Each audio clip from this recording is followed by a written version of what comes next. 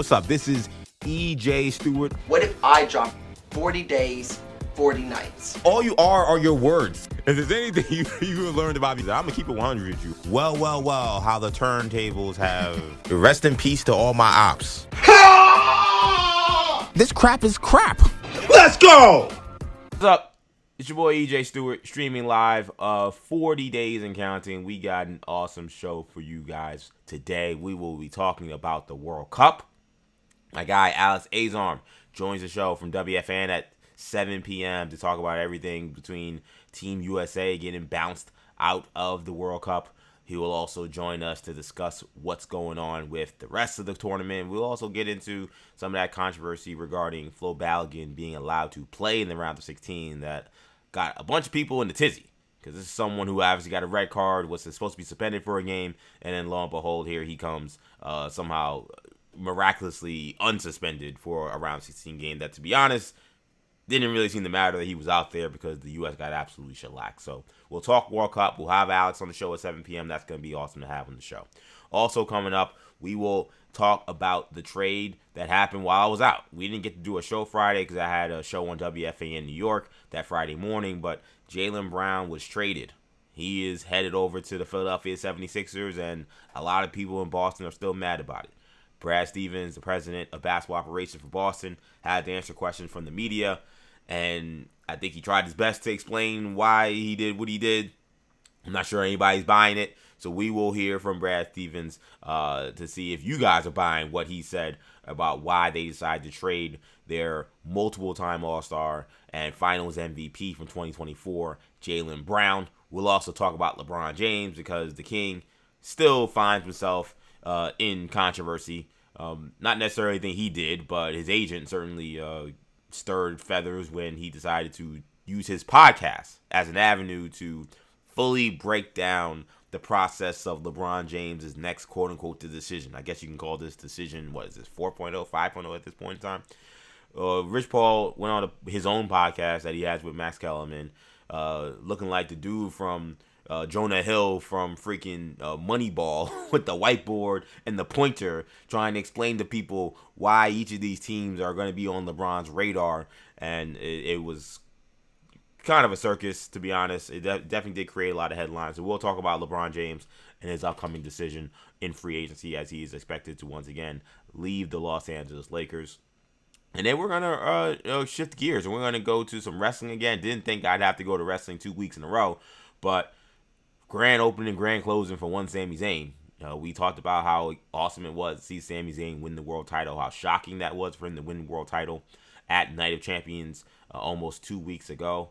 And like I said, grand opening, grand closing, because just a week later, here comes CM Punk, and he wins the WWE title on Monday Night Raw. So we'll talk about the title change that happened, the short title reign of Sami Zayn, whether or not WWE made the right call to push the CM Punk button after briefly giving Sami Zayn an opportunity with the title. And lastly, I didn't get to it last week because I didn't know if it made sense to do a preview for the season, and I'm mad I didn't do it. Sometimes things that, cut on the cutting room floor of the shows that you do, and you're like, I don't think I need to do this. I'll do this next week. And I'm mad I didn't talk about it last week rather. But we're going to talk about X-Men 97 because new episode drops Wednesday. The season premiere, which was a 3-episode premiere, dropped last week. And what can I say? Fire. Absolutely, positively fire. X-Men 97 put on an absolute clinic when it comes to storytelling and just overall superhero excitement. And I can't wait to discuss what they have in store for the rest of the season. A new episode drops later, I guess technically on the overnight. If you want to stay up till 3 a.m. Eastern time, you can watch the next episode of X-Men 97. But I was thoroughly impressed with X-Men 97 and how they began season 2. So we'll get to that later in the show. So again, 40 days and counting, streaming live, multiple spots, including on YouTube, New Generation Media. If you're here on YouTube, shout out to you. Make sure you subscribe to the YouTube channel. Just head over to New Generation Media. Make sure you subscribe to the channel. Make sure you like this video. And of course, make sure you comment in the comment section if you can. All those things help. Share, of course, as well. We're not streaming on X today. Unfortunately, once again, another issue with the I guess I assumed the intro of this show. I thought I had fixed it, and unfortunately, I guess I did not. So that's a little unfortunate. So no X today. I know there's usually a pretty considerable X audience, so that's unfortunate. But we move on. So no X today. Hopefully, we'll have X back on Friday as I continue to tinker with our intro to figure out why it is so. Why there are so many issues apparently with why X doesn't seem to like my intro. That last one I just played had no other things except for a YouTube video from XB. Everything else was from me. So I don't know. And I'm work at Odyssey, so I don't think Odyssey would have an issue with me using EJ drops from Maggie and Perloff show. But nonetheless, we'll figure out that and get that straight away next week. So we'll talk. We're not on X today, but we will be on X next week, or later this week rather. No X, but we are on YouTube. We are on Instagram. Shout out to the folks on Instagram. Action EJs, where you can find me on Instagram. We stream all these episodes on IG Live, and we are also live on Buzzer. Shout out to the Buzzer fam. If you have not signed up to Buzzer, what you doing? That's the place where you want to be. Buzzer is the all-encompassing sports content creation app. All verified fans, all verified content creators, reporters, hosts, athletes, teams, all the names. So you don't have to worry about any fake accounts. You don't have to worry about fake news. You don't have to worry about aggregators. These are all real accounts, and a lot of original content is being published on there, and a lot of cool stuff's happening. So that's the place you want to go. Make sure you sign up for Buzzer. Go to bzzr.com, or just download the Buzzer BZZR mobile app, and easy to sign up, and follow your boy EJ205 Prep is where you'll find me on Buzzer. So let's get the ball rolling. 40 days and counting here on New Generation Media. We got to talk about the World Cup. Unfortunately for the U.S., but we got to talk about it. The U.S. was eliminated yesterday in the round of 16 after suffering a 4-1 defeat from Belgium. It was a game that the U.S. was almost immediately playing from behind. They gave up a goal within the first 8 or 9 minutes of this game. And I think what was, in terms of the actual game, what was alarming was just how frazzled the team looked to start, the lacking of confidence to attack Belgium, and for me, just how easy Belgium seemed to be able to move along the sidelines and basically attack the U.S. defenders. The U.S. defenders, we knew the back line was the biggest question mark, and it proved to be that. I mean, the back line for this U.S. team was terrible. I think Tim Ream, who was the captain, he seems like a nice guy, but he's got to be maybe one of the worst players to be team captain. He's 39 years old. He's out there. I guess he's trying his best. But he was right in the middle of both of the first half goals that Belgium scored. And I thought in many ways he was exposed as a weakness that a lot of people feared coming into this tournament, and it was exposed in a major way by a world-class team. At the end of the day, Belgium may not necessarily be a team that people were considering as a favorite to win it all. I think for me, being a soccer fan, that I've been someone who kind of adopted Belgium years and years ago as one of the teams that I thought would be on the come up. When they had Lukaku and Dan Bruin and those guys, I was like, this is going to be an Eden Hazard. This is the next big international team. And they never really, as a squad, even if those guys had individual success, never as a squad really ever came together.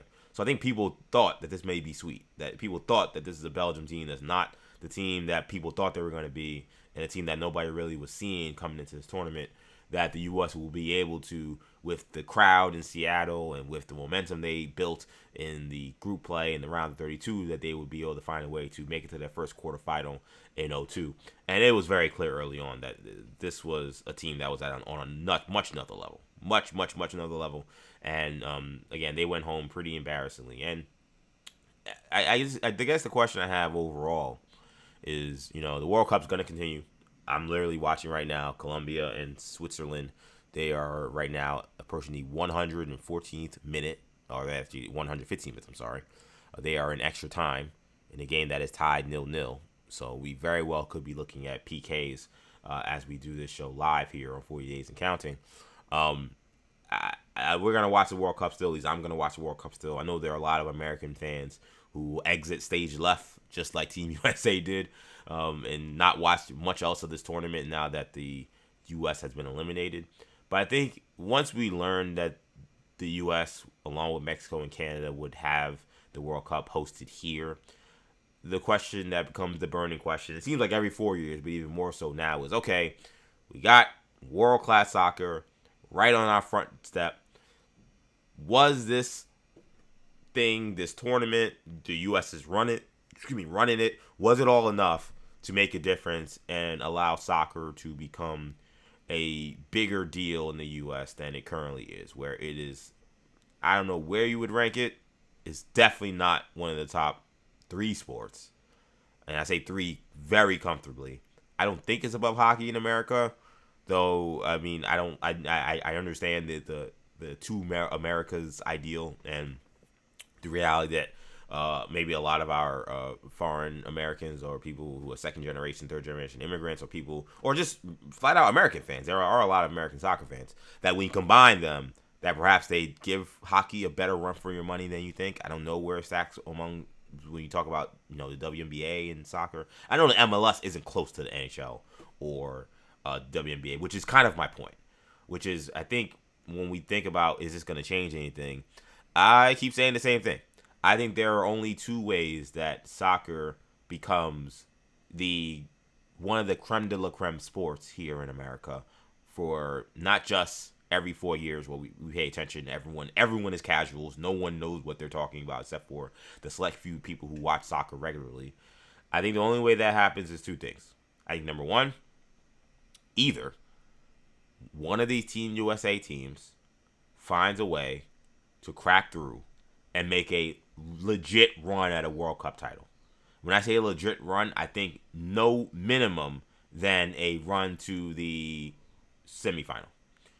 If that were to happen, the fever pitch that would happen in America and the U.S. and the excitement about the sport, I think could be enough. Now, I think it would take them to win. If they win, I think that maybe we can have that conversation. But if we even want to begin to think about how soccer could make a real imprint, you would need to see the Americans find a way to get all the way to the semifinal. And if that were to happen, I think maybe you then would find fans who would be more invested in following soccer in the other football playing sport, in NFL football, college football. And when we talk about September and November and December, and then we get into basketball during March and April, I think if we are able to put on that kind of run and people can be invested in the American players that may be playing overseas, that may be one thing. If they win a World Cup or they get really close to winning a title. The other thing, I'll get to number 1 in a second, go back to rehash that. But the second thing I have is, I think the only other way it would happen is if somehow we were able to basically create a league comparable to La Liga, to the EPL, to the French League here. Because I don't want to disrespect the MLS. I got a lot of love for the MLS. I got a lot of love for the Red Bulls and NYFC. The reality is this is not world-class soccer being played here. I don't know what you would rank it. If you're talking about basketball, is it the equivalent to like the Chinese league? Maybe. Soccer fans and football fans will have a better ideal to kind of make the one-for-one comparison of what is World Cup soccer, or rather what is MLS soccer compared to, for example, the EPL. It's not close. It's not close. Again, I would assume the champion of the MLS league would probably be fighting relegation, I would think. Again, I will ask Alice the question. Probably be fighting relegation if they played in the EPL. It's just not close. It's not comparable talent. So I think the problem is, if people want, I think in America we respect the world-class great athletes. Like, we want to see the creme de la creme. We want to see the greats play. And the truth of the matter is, I saw the MLS president say, don't worry, we'll take it from here, as like to say, hey, U.S. is out, but don't worry, stay locked in. We have an MLS season still to watch. And if you enjoyed this action, then by all means, stay locked into the MLS and you should watch. But the reality is once you turn on the MLS games, it may not look that much different in the sense that, it's still a sport where it's going to be low scoring, still, 22 guys running up and down a 100-yard field, so there's only so much of a difference it's going to make. It's a high skill sport.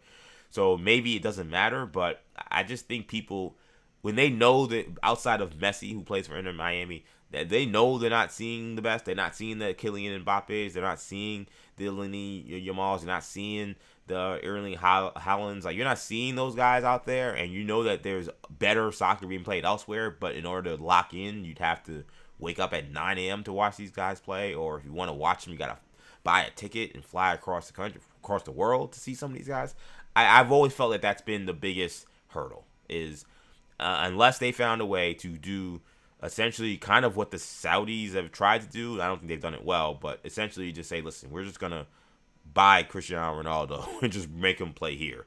And maybe try to buy a bunch of other players and create a league here that can create buzz. Again, they haven't come close to doing that. But to me, that's what it would take. It would be, hey, we're starting a new league, or the MLS gets an influx of billions and millions of dollars to get some of these world-class soccer players to play locally here, so that we can be invested in these guys outside of just the every 4 years.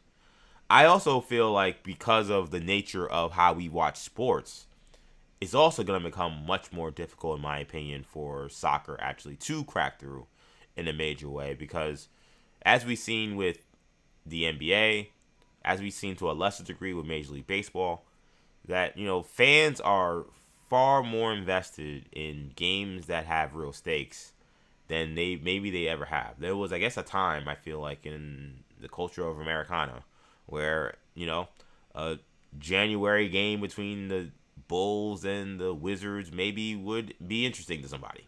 Like, oh, Michael Jordan against Chris Webber. All right, I'll turn this on. It just isn't as much anymore. And I think the reason why the World Cup works so well is because, like the Olympics every 4 years, and people are super, super invested, knowing the stakes could not be higher. This is the highest stakes of any international competition we have, only in comparison to the Olympics. That's the only comparable thing we have to this. And soccer is the world sport, and soccer in the Olympics means very little. So you can make a case that this is the highest stakes of any competition we have in the world. And even Americans can understand that. Even Americans that don't watch soccer understand that. So people can automatically lock in and be invested because they know the effort being put out there is 1 million. Again, even if you are able to bring in the world-class players across the world, are you going to invest in watching, if Erling Haaland is playing for someone locally, to watch them every week? Like, Messi's been here. It was a huge deal when it first happened. I don't feel like Lionel Messi, outside of the first year, maybe two when he was here, I don't feel like that has been in any way, like, must watch. Like, I don't know very many people who are like, I gotta watch the next Inter Miami game. That's just not really a thing. He makes headlines still. He makes incredible highlights, but, just like when David Beckham was here, just like when, Ibrahimovic was here, like all the other guys that come into the MLS, it feels maybe a little bigger because he's such a big star, but it still hasn't really cracked through, I feel like, in a regular, consistent way. The guy won a championship last year. Again, I don't feel like really many people cared. So I'm interested in that aspect of this when we talk about the World Cup, when we talk about where soccer lies here. And going back to the first part about Team USA, and just, again, this failure seems harsh because at the end of the day, this team essentially has just kind of done what most teams in the history of Team USA have done in recent years when they've played well. The furthest they may be able to go is around 16. But I think people felt like this year could be different because of how this team played. This team, for so many years watching them, we saw how they lacked offensive punch, and it felt like it was pulling teeth sometimes for them to score. And I think it was actually hard for people to watch this team really seemed to almost at times score at will on some of these obviously lesser teams, but a team that was moving the ball well, that was aggressive offensively, that finally had a striker in Folarin Balogun who was worth the effort it took to recruit him to play for the Team USA. And you said, man, this is different. This is not Michael Bradley's Team USA, and I love those guys. Michael Bradley, Landon Donovan, and Clint Dempsey, and those are my guys. Of course, Tim Howard in goal. This team actually has the fitness and the skill to maybe compete with these world-class European teams, and the fact that they just showed so little in that matchup, I think, is reason why maybe, while I don't know if I would say overall it's a failure, that game felt like a failure. That game was absolutely a failure. To just not no-show, basically, like that was tough. And I asked the question that I think we ask every 4 years is, like, when is this going to change? Or are we doomed? Like, is this just... I've been following Team USA, the men's national team, since probably like 2010, I guess. Like, I'm waiting for that moment for when the team is able to break through and actually make a Cinderella run to, again, at least a quarterfinal maybe, or a semifinal. And it just feels like they keep hitting this brick wall, and we've asked all the questions of, and they've tried stuff, said, oh, we got to get more guys playing on the European teams. All right, we got a lot more guys playing in Europe, playing in England, playing in Germany, playing in all these different countries. Like, we got more guys playing overseas, playing in Italy, obviously. Like, we've asked about guys playing overseas. We've done that. We've said we got to develop, better, younger players. We've tried to do that with the Gio Reynas of the world. So many guys that have come up. And it doesn't seem like anything worse. We need an American coach. No. We need to get a European coach. It doesn't matter who the coach is. It seems like the result's the same. I'm just wondering if it's just one of those things where, just like in other sports, like we watch with basketball, again, that's the closest thing I can compare it to, because I've watched Team USA in the NBA, in world competition, and the reality is that some countries just aren't going to be that good. Like, and maybe we're just one of those countries. Like, the reality is, the Brazilian basketball team, because of the people and their investment in football, they're never going to be that good at basketball. Like, they're only going to be but so good. And part of me just wonders, like, as much as talented as some of these guys are we have on the team, I think you saw some of the great play. Again, I thought Tillman and Freeman, I thought, were really the only guys that showed up yesterday. But the reality is, like, I just don't know if our best athletes are ever going to be playing this sport. And if that's going to be the case, and our best athletes are playing football, playing basketball, playing baseball, then what are the chances we have of those guys really coming in and building the kind of roster necessary to compete with the Belgiums of the world, to compete with the Germany, to compete when they're out, compete with the Englands and the Frances and those kind of teams. And I think also, the reality is the talent pool here probably isn't good enough to foster the next great soccer player. Like, that might be the truth too, is as much as more kids are invested in soccer, I think, than maybe I've ever seen. I always tell the story, like, I went to my former elementary school to do a career day, talking to the young kids, and they're very excited that I talk about sports and I work at WFAN. And, you start to ask them, they're in the elementary school, so you're not trying to get, you don't want to pressure them into, like, so what do you want for your whole career, right? You're trying to have fun with the kids and trying to relate with them. And, we were asking the kids, hey, what's your favorite soccer? What's your favorite team? What's your favorite sports team? And the amount of Man Cities, Arsenals, Liverpools, Real Madrids, the Barcelona, like the amount of kids, at least, and this is in Queens, so let's be clear, the world's borough, so I know it's one of the most diverse places in the entire world, so maybe it's not a reflection of I went to an elementary school in Texas, but that wouldn't have been the case. I went to that elementary school. That would not have been the case when I was a kid. Like, nobody would have mentioned a soccer team. So maybe the reality is that, like, that generation of kids where we have, again, a lot more second, third generation immigrants who are living here, maybe we're gonna have to wait for those kids to become world class, adults and become world class soccer players. Again, my question would be just: do we have enough? Are they? Is the talent pool gonna foster enough competition to allow these kids to become the greats? Like, the reality is, if you're playing in Brazil, if you want to beat anybody, you gotta face the best guys in Brazil as a kid. And it's very easy to identify the special ones early on because there's so many kids that want to play soccer, and it's just not the case in the U.S. So, disappointing result, man. And I think the last thing I want to say on Team USA's loss, and everybody's taking heat. Again, I mentioned Tim Ream, who was awful. But outside of Tim Ream, I do think we got to talk about what is the career so far of Christian Pulisic, who is the American star, who was one of those kids we're talking about that was supposed to kind of be maybe the person that was the savior of this, right? The guy that we could look at and say, with this kind of talent that we're fostering, other kids and other guys are gonna, step up to his level, and maybe with him playing over in the English Premier League and playing in the Italian League, like this is gonna be the kind of player that's gonna put us over the top. This guy has no moment of consequence basically in his like international career. He is 27 years old. Like he's not a kid anymore. Like he is technically in the prime of his career, and I'm not writing him off completely, but this performance in this game was before he got hurt, and the injury you can't control that happens. But I mean, before he got hurt, he was dreadful. He was dreadful in this game. He really wasn't much of an impact in the games after the first game when he also left because of a calf injury, came back, and he really didn't do much in any other game since. And for a guy who's got a lot of the hubbub, got a lot of the endorsements, got a lot of the praise, but I don't think it's always necessarily worn the responsibility of what it means to be quote-unquote Captain America, even though he's not the actual captain of the team. Well, we saw the whole controversy about him not wanting to play in the Gold Cup, and I think he's made questionable, decisions in terms of celebrations and things like that. And I'm challenging Christian Pulisic, man. When are you going to step up? When are you going to grow up? Like, come on. Like, that was to play that way with the country, with everything on the line, and give your team absolutely nothing.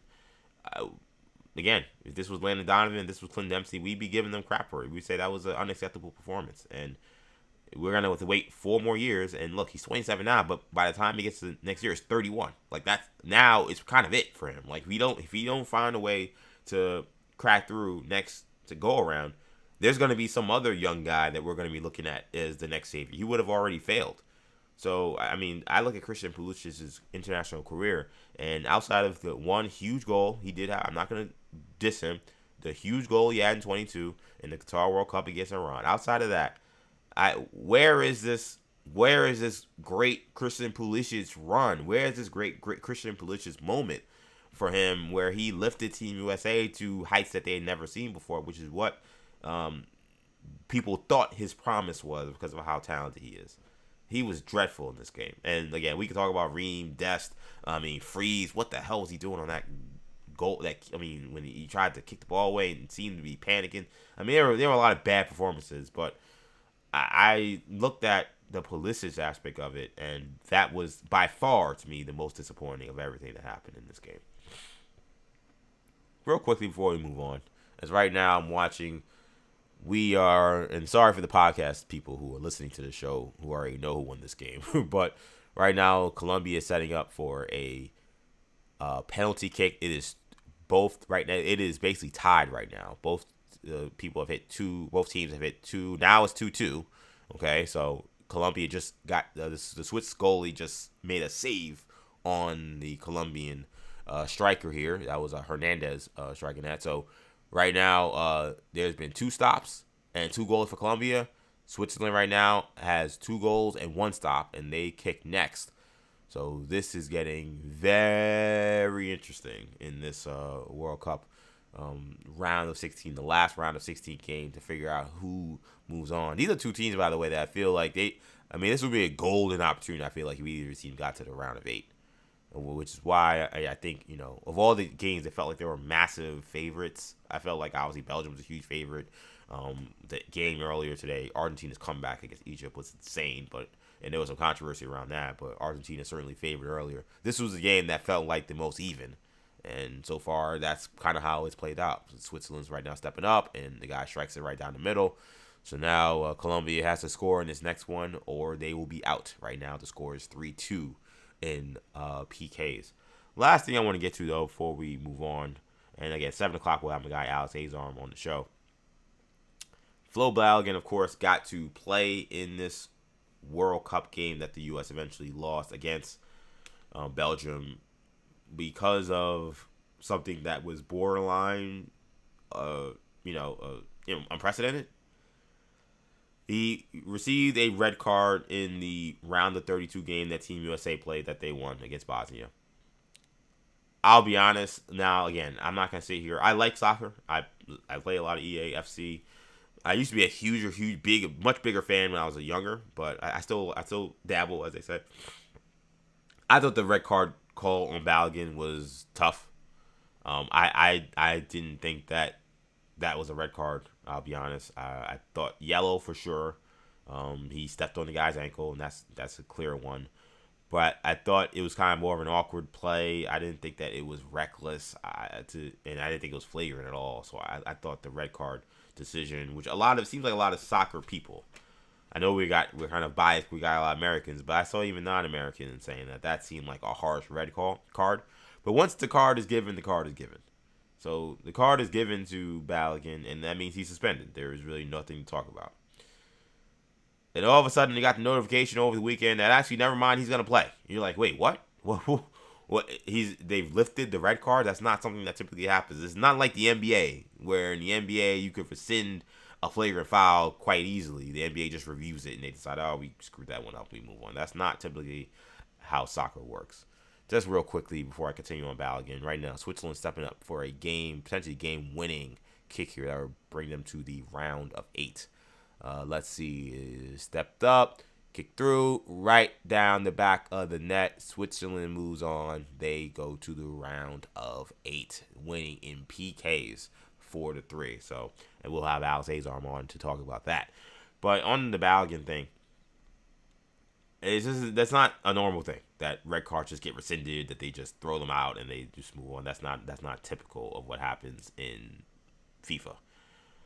So when we figured out, I guess, the reasoning why, what they essentially said was the red card issue was being suspended on a technicality. Was the referee didn't follow the right protocol in making the decision to give Fairflow Balogun a red card, and because of that, therefore, the red card had to be just null and void, and it'd be further reviewed, and in theory, I think he can be suspended for a future FIFA competition game for Team USA, but of course, it ain't going to be the World Cup, so nobody's going to care, because now they've lost. So, we're like, okay, that seems very odd. This is an odd governing body. We know FIFA has been, notorious for its level of corruption, and here where you have one of the star players for the American team that's one of the host countries for this tournament is now being let off the hook for a red card that was given, and the reason you're giving us is some kind of technicality about how the referee didn't follow the right protocol to come to his decision. Okay, whatever. I think most people thought it was weird, but they were willing to move on, but then they got a little more sinister when we learned that it was not just that FIFA reviewed it with their independent body and they found this. We also learned that the White House, and when I mean the White House, President Trump himself had actually also put in a phone call to the president of FIFA to say, hey, we don't think that this thing is right, man. Y'all looking into this Flo Balogun red card? Is there anything that could be done? And sure enough, days later, now we see Flo Balogun is obviously he was playing last night, and we learned even more detail that the White House was apparently giving legal advice to Team USA and was willing to lend their lawyers to Team USA. The amount of interference, because that's what it was. I think that's the only fair way to say it. The amount of interference that we've learned about how the White House and U.S. government got involved with the Flo Balogun decision has left some people uneasy. And I said it when it happened. I said, listen, I don't think Flo Balogun should have got a red card. I think it's kind of ridiculous that you just overturned a red card. And then the reason they gave had nothing to do with the actual play. I would have preferred they said, hey, listen, we looked at it. We think the referee got it wrong. Like, that's what they do in the NBA. The NBA reviews stuff and say, yo, man, this was not a good call. This was not a good call. And the guy's going to be suspended for this flagrant. We don't want them to have that, so we're just going to take it away. And you can't take away the points. You can't take away the penalty that happened in the game. But for, FIFA, it's even more devastating because, again, a red card is an automatic suspension. I would have preferred them say that. Once we got it was some kind of technicality thing. And then you learn, the White House lawyers got involved. It feels like some lawyer stuff. It feels like some, let's find something in the rule book to kind of finagle our way out of this. And I'm not necessarily even criticizing the White House or criticizing President Trump, because the reality is this is the FIFA is the World Wide West. You think college football and college basketball is dirty?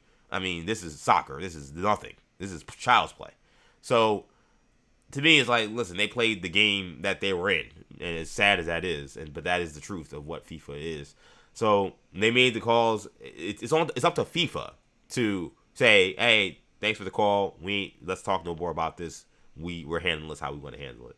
To even be entertaining these calls from the White House about Flo Balogun is ridiculous. Like, it's utterly ridiculous, and it does once again put a stain just on FIFA. Again, I don't think it puts a stain on Team USA or again, I don't really blame the White House or anything. But I do think for the governing body, it's like, you guys are clowns, utter clowns. The fact that Sepp Blatter, who used to be the head of FIFA, this guy's one of the most corrupt MFers that FIFA has ever had as a president. And even this dude came out and said, yo, like, this is a bad look, man. You're like, you know how many bodies Sepp Blatter has buried probably over the course of his career? And I say that facetiously, not literally. I'm serious, not literally. Please don't come after me. But like, the proverbial bodies that have been buried for Sepp Blatter to, for the position he was in and how he governed FIFA when he was head. If that guy's coming out and saying, yo, this looks crazy, then I think that's a sign to be like, come on, Fiantino, like, what are you doing, man? Like, that was not a good look. It wasn't a good look. And I'll be honest, I'm not going to make excuses. I mean, Team USA is clearly not that good. I definitely think that it affected their play, though. I think that just the circus around the Folarin Balogun red card, I thought you did not see the same kind of energy. You didn't see the same kind of intensity. You didn't see the same kind of aggressiveness from Team USA. And I wonder if that was because there was questions about, hey, if we make another questionable foul, will we have to think about how this ref's going to react to this after what happened with Balogun's last red card? Or which is simply just the conversation. Like, so much controversy around the red card initially. And then they have to answer all these questions to other people about the red card. Like, and then they got rescinded, and then they got to defend themselves about whether or not it should have been rescinded. I wonder if just all of the hoopla around that decision ended up being a lot for this team to handle. We'll never know the true answer, and I don't know. I didn't get to hear any response from the guys whether or not they talked about that being an issue. But I think it affected their play. I think they were going to lose anyway because it was very clear they weren't that good, and Belgium was a better team. But would they have lost 4-1? I don't know that. I don't know about that. Like, that was the worst performance they had by far in this World Cup, and that's including another loss they had against Turkey.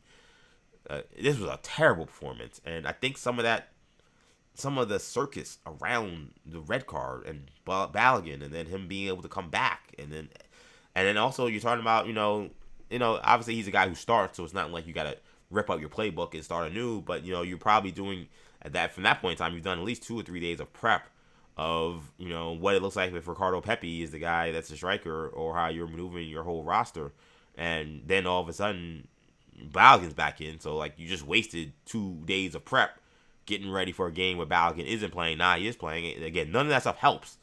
They would have preferred to have him out there than not have him out there. But again, when we think about just why that performance was so poor, I think that's not an unfair reason to discuss. So the FIFA thing, man, never. I don't want to say never change, because they should. Like that shouldn't have happened. You shouldn't be taking calls from host countries so that they can lobby for their guys, and you're trying to. Well, rest assured, we're investigating it. Like, you shouldn't be taking those calls.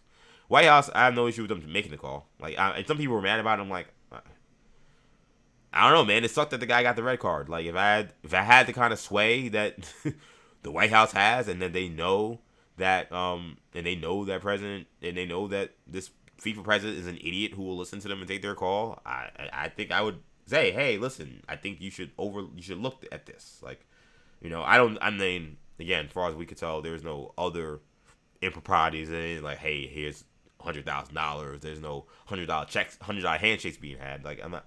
If it's just you lobbying, like, yeah, I have no problem with the U.S. lobbying, right? Just like Team USA was probably lobbying to get him to him to join. By the way, I'm just talking to Alex Azarm. He should be coming up momentarily.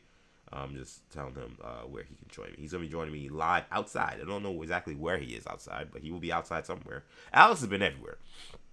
Alex has been at every event I've seen. It seems like anytime I see him, he's somewhere. With some kind of FIFA event that's happening, where people are watching the games or people are playing soccer or whatever. He's been completely locked in. Let me just type my email to him, the link. So hopefully he'll be able to join. I guess he's going to be joining via phone, I assume. I don't know if he's done it before. Oh, he's coming in now. So let's see if we can get my guy Alex Azarm in here as we join in. And up there he is. Let's get him up. It's Azarm joining me here on 40 Days and Counting to talk World Cup. Alex, what's up, man? Hey EJ, I was just at the Rockefeller Center watch party. I don't know if you've seen like Yeah. the whole setup there, but Switzerland just beat Colombia on penalties, and now they play against Argentina in the next round. Crazy stuff, man. I'm happy you're enjoying the show. And I really, literally right before you came on, I said, Alex has been everywhere. I feel like every time I go on your social media, you're at some World Cup event. Whether people are playing soccer, people are watching soccer, people are debating soccer. It seems like wherever's happening, you've been around everywhere. So you've been Mr. World Cup for as I've seen. Just describe kind of what this tournament has been so far in terms of your expectations for what was going to happen before everything started. I mean, New York has been fully prepared, honestly. Like they've done a great job. A lot of side events, a lot of watch parties, and you see so many different cultures here. A little bit less so now that it's only 8 teams left. But when it was the group stages, you saw, like the Norway rowing in Times Square, a Yeah. lot of Brazilians, a lot of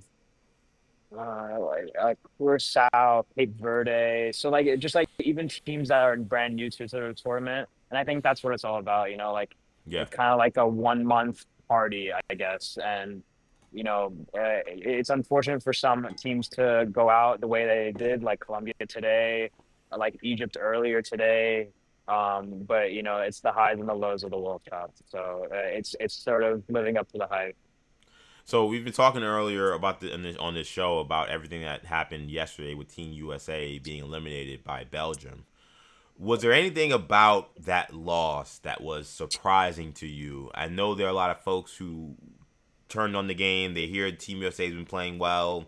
Maybe they don't have a full understanding of where Team USA ranks among the world, but maybe they're thinking because they're playing well, maybe and they're at home that Team USA can make a run, and then Belgium quelched that pretty quickly.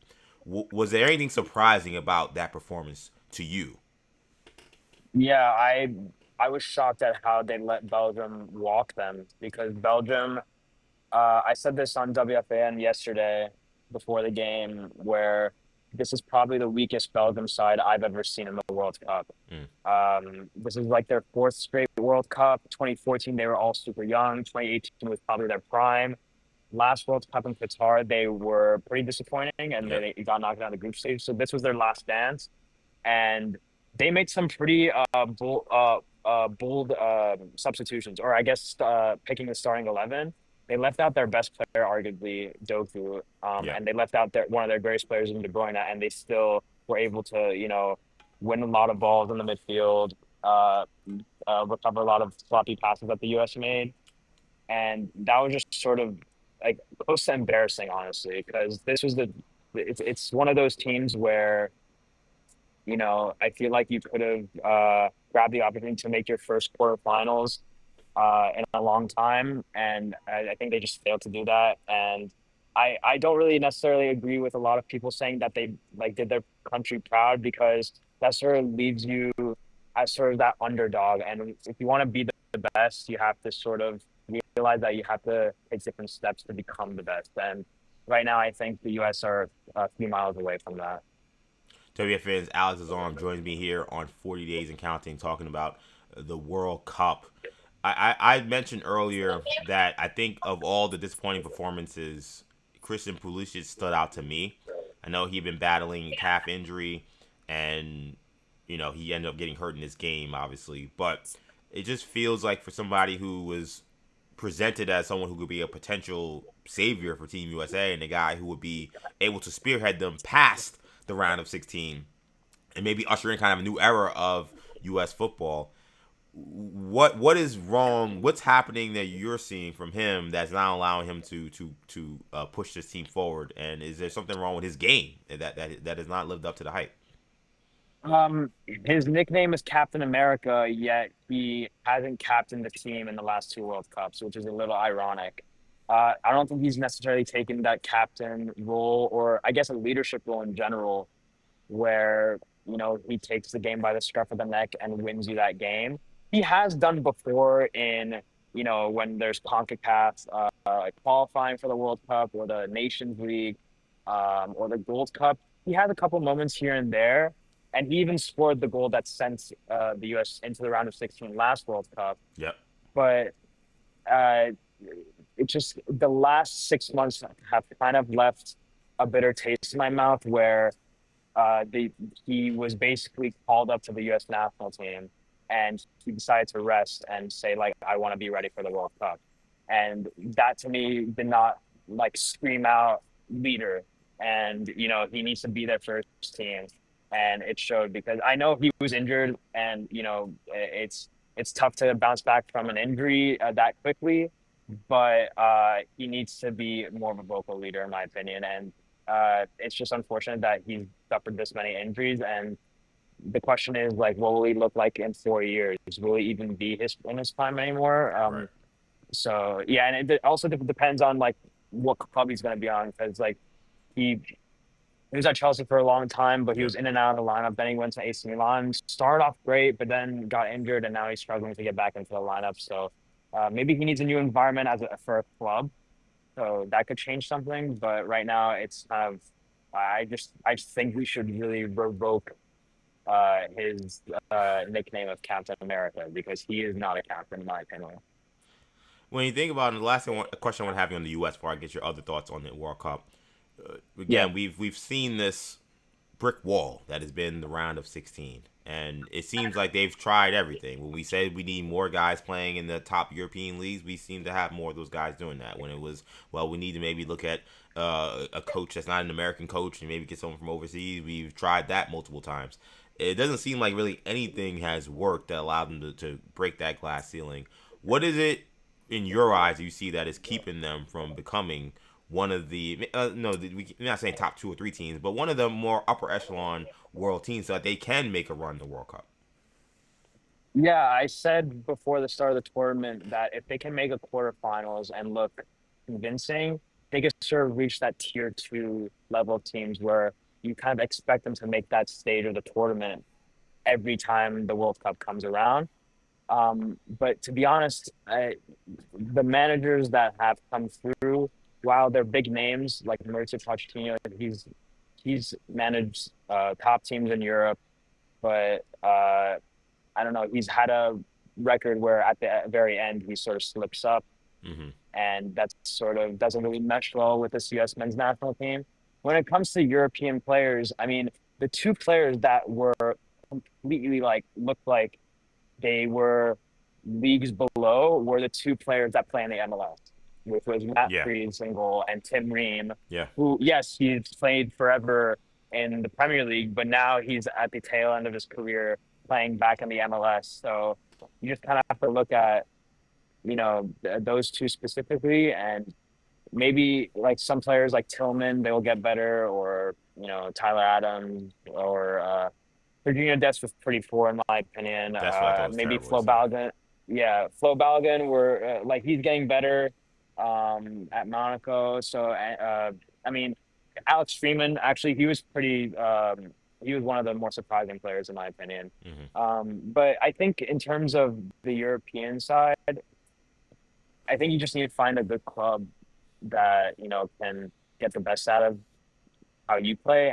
But it just goes all the way back to why I think the U.S. in general is sort of backward with the sport, because in the best countries, whether it's England or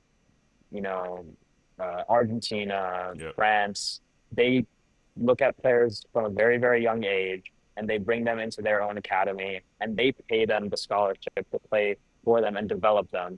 And if it doesn't even pan out, they can go to a different club and they can move on from there.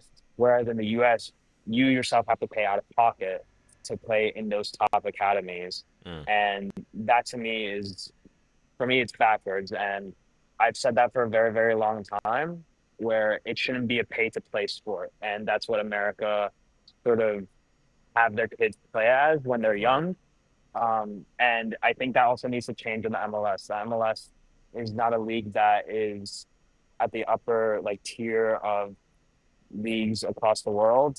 So I think it's a lot of there was a full reset in 2018 when they didn't make the World Cup then, Yep. and now I think they're sort of now in a retooling stage where you have to look at the manager, you have to look at maybe bringing in more friendlies of higher echelon opponents Mm. from now until the next World Cup, because they played Germany right before the World Cup started, but it was too short notice. I feel like they need to have more like better opponents when they go up against friendlies, or whether it's a Gold Cup or if they ever get back to invited to the Copa America. So there's a lot of things. I don't think they should be a full rebuild, but I think that it's more of a retooling process now. Azarm here joining me for a couple more minutes talking about the World Cup. We now have the round of 8 basically set here, the quarterfinals. After we had a Colombia Switzerland PKs where Switzerland wins in PKs. As you see the tournament as it stands right now, who do you feel like right Mhm. now should be deemed as the favorite moving forward? For me, there are three teams that I think have the best chance of winning the whole thing. I think France have the best attack, and I think are currently the favorites. Before the tournament started, I like that Spain and they had the best defense and the best midfield. And then obviously you have Argentina who have Lionel Messi. Mm. So I mean, he's still crazy how he just turned 39 and he's still the best player in the world. And he carried that Argentina comeback against Egypt. Yes, there was a lot of controversy of how they Yes. won, and if Egypt were robbed. Um, yes, to summarize it, it was a foul for that goal that was disallowed, but it was so far from when the goal happened afterwards that Yeah. it shouldn't have been called back.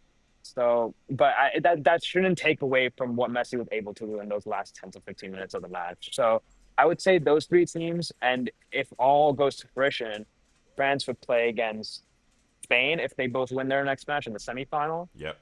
and Argentina would play against either England or Norway. So I would say I can see another matchup or a rematch, I would say, of the 2022 World Cup final where we France Argentina again. But I think if I were to Mm. pick a winner in that matchup, I think France take it this time. And that was a classic in 2022, one of the best World Cup finals we've had. Last thing I think, and I'm glad you touched on Messi here. And thanks for joining me, Alex Azarm from WFAN. I have watched Messi play, and obviously he's been playing for Inter Miami, so he's been here. But when you're playing in the MLS, I think sometimes it's hard to really gather, even if he's playing great here, how good is he amongst the world greats. And you see him up there fighting for being the top goal scorer up there with the current best players still playing right now. Guys that are, 10, 15 years his younger. Can you just Yeah. speak to just like how astonishing it is to see Messi at 39 years old still playing at this high level? He's I don't know if this is a hot take. I think he's the greatest athlete of all time because he's been doing it for 20 years. He's been the best probably since I would say 2008, 2009, Mm. and he's still been the best. And the only reason why people wouldn't consider him the best before this tournament started is because he does play in the MLS now. But to be honest, when he moved to the MLS, he had already completed the game. Like he had won the World Cup in 2022. Then he won I believe there was four Champions Leagues with Barcelona. I think the move from Barcelona to PSG really cemented that, like, okay, I sort of did everything at my club level. Yeah. Now I want to do everything that I can to win for my country. And now he's won two Copa Americas, he's won a World Cup, and now he's 3 wins away from winning back-to-back World Cups. And even if they don't win, he's still like it's already been cemented that he's the greatest footballer of all time. So to be able to watch him do this again in his last World Cup, which was almost a guarantee. It's just like I'm just grateful to watch this guy play because every time I watch him, he just does something new, even at 39. So yeah, I think he's he's just something that you won't ever see again, in my opinion. He's the greatest scorer ever, and he's the greatest playmaker ever. So it's just like Mm. combining, you know, Kareem's scoring record and LeBron's passing. So it's just crazy what we're seeing. Alex Azarm, WFAN. Let people know where they can find you. Yeah, I've been posting a lot of content on both Instagram and TikTok. TikTok, it's underscore DRC366, or if you want to just check my Instagram reels, it's Alex underscore Zarm6. I've been trying to post a lot during the World Cup, and I'm gonna be trying to post more once the World Cup's over, when it goes back to the club level. So That's what's excited to up. see what happens in the last couple of weeks. That's what's up, Alex. You're the man. Thanks so much for joining me, and enjoy the rest of your day. It's great to have you right outside another FIFA event. When you say you were outside, I said I know he's at some event. He has to be. So the fact that you joined on, Yeah. even though you were out there, I really appreciate you, man. Yeah, I gotta complete as many side quests as possible before the end of this. So I need to gain the XP. So yeah, it's been so fun, and I can't wait for the next 10 days or so. Awesome. Thanks so much, man. Take care. Of course, EJ, peace. That's Alex Azarm joining me from WFAN. Gotta love Alex, man. And what I love about Alex is, like, he, as you can see, soccer is what he lives, breathes, and sleeps. I mean, it's funny because, obviously he's produced for me on WFAN. He's been my board op for several weekend shows I've done, even weekday shows, and obviously he's filled in with me on Maggie and Perloff on Infinity Sports Network, and obviously because he's talking about New York sports, or in Maggie and Perloff case talking national sports, we're almost never talking about soccer. So sometimes when it comes to Alex, it's like I don't feel like I know sometimes a lot of his like generic takes, because he's coming in, he just does his job. And when I say generic, I mean like his like the basketball, football, baseball feelings. A lot of times he comes in, does his job, no frills, not looking for extra spotlight or anything. And then, like, obviously as I gotten to know Alex and followed him on social media, and then I see just like a guy with the most soccer takes / football takes you could imagine. I'm like, oh, okay, this is where Alex's passion is, and he's the Lionel Messi of making it to all FIFA events. Like I said, I mean, the fact that I told you that he's somebody that every time I look up, he's at some FIFA event, and then he joins the show. Didn't tell me he was outside. He told me he was outside right before he was about to come on. Did not know. I thought he was at the crib. And then he's like, I'm outside. Is that okay? I'm like, as long as it's quiet, it should be fine. And then, of course, yeah, I was at a FIFA event because I was here for the Colombia game. Man, I'm tight that Colombia lost. Shout out to Alex Azarm. I'm very happy he got to come on the show. I always like to try to, again, bring as many talented folks, both folks you may know and folks you may not know, as we can. And Alex is the real deal when it comes to soccer. But I'm tight that Colombia lost, man. Everybody who knows me knows James Rodriguez is one of my all-time favorites.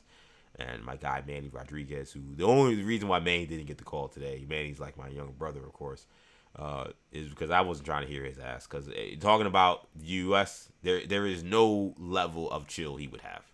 As someone who is a diehard Mexico fan, he took all the joy in watching Team USA get eliminated. So I'm not trying to hear his ass after we lost. I need to hear somebody else. So Alice was the guy who came in. He did an amazing job. Maybe later on in the tournament when I'm cooled off and I want to hear Manny's nonsense, we can get Manny back on, because he's another guy who, of course, loves the sport of soccer. But we got a lot of stuff to get to in this show. I mean, we've done an hour talking soccer, which is crazy, but fitting because it is the World Cup. I did want to get into this Brad Stevens, Jaylen Brown stuff. So Brad Stevens, he spoke to the media yesterday. Obviously, Jaylen Brown was traded by the Boston Celtics to the Philadelphia 76ers in a trade that was shocking to, I think, most people around the league or people who follow the NBA. Jaylen Brown, we knew, was on the trading block because of the Giannis Antetokounmpo sweepstakes, and how even though the Celtics had lost that sweepstakes, it seemed like Jaylen Brown's name was still being mentioned in trade rumors. So it seemed like a trade was inevitable. When you saw how little they got in return in terms of a package back for him, that I think is what has left people really scratching their head. Because Jaylen Brown just spent a season where he had to, for the most part, carry the entire load for the team, with Jason Tatum being out with a torn Achilles up until March, basically. And Jaylen Brown was playing at an all-NBA first-team level for a lot of this season, with him having to carry the team. And the Celtics were among the best teams in the Eastern Conference, one of the best teams in the NBA. So it seemed like for Jaylen Brown to have his best individual season and to then be shown the door, despite what was a extremely disappointing exit in the first round of playoffs to the Sixers, ironically, still seemed weird. Still seemed surprising. We didn't know exactly what was happening with that. And listen, I didn't get to talk about the trade, so before I even hear from Brad Stevens, I want to tell you I think this trade is a disaster class. And I said it weeks ago. I said this on 40 Days and Counting when we did our combo show with Kendall for the 40 Days Difference Makers thing. And I said that, to me, Brad Stevens, this was his first major blunder. That was before he traded Jaylen Brown, by the way. I said the fact that he failed the Giannis sweepstakes was already his first blunder. Because Jaylen Brown is too talented and too much of an outspoken guy and too much of, again, I'm not going to go off some of the crazy stuff these people have been saying about him, but he's kind of an odd character. Like, he is. He's too much of those things to dangle him in trade and not find a way to get the trade to happen. Like, once you put him on the table, you have to win the sweepstakes. There is no ifs, ands, or buts. You need to know for certain that you're not being used for leverage for some other team, or you got to be understanding that, hey, listen, I'm going to start here, and I'm not going to try to give up Hugo. I'm not going to try to give up some of these other young guys, Shireman, but listen, if I have to, once I'm here, I got to make the moves because I can't afford to then have to bring Jaylen Brown back in an awkward situation or trade him for pennies on the dollar. I said that before all this happened. And then I see this return, I'm like, yeah, this is exactly why it was stupid for them to go into that sweepstakes and not be at a win-at-all-costs thing for Giannis. Because now you're coming back and you've traded an all-NBA player for as basically a salary dump. Like, Paul George has 2 years left on his deal as opposed to Jaylen Brown's 3 at less money. You got 2 first-round picks, so I guess you'll just take that, and you hope that things end up working out. But I mean, this was a terrible return for Jaylen Brown. And don't give me, well, he makes all this money and that was the best offer they could have got. The reality is that could have been the best offer they got. If that's the best offer you're getting for Jaylen Brown, you just got to keep Jaylen Brown. Sometimes it's simple. Sometimes it's, you know what?